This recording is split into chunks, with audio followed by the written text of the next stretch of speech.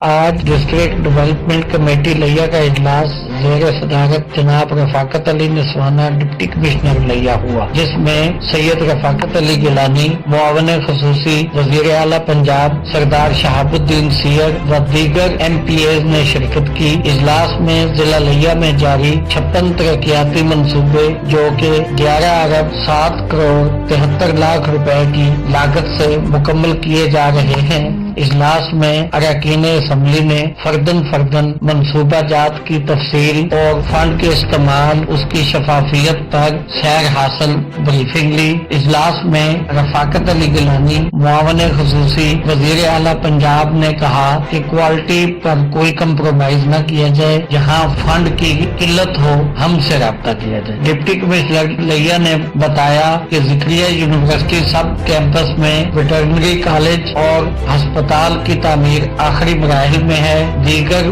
منصوبہ جات پر بھی تیزی سے کام جاری ہے۔ ترقیاتی کام ہر دور میں ہوتے رہتے ہیں اور اراکین اسمبلی اور اعلیٰ افسران مل کر منصوبوں کو شفاف بنائیں تو یہی تبدیلی ہوگی۔ محمد عظیم آبان لیا۔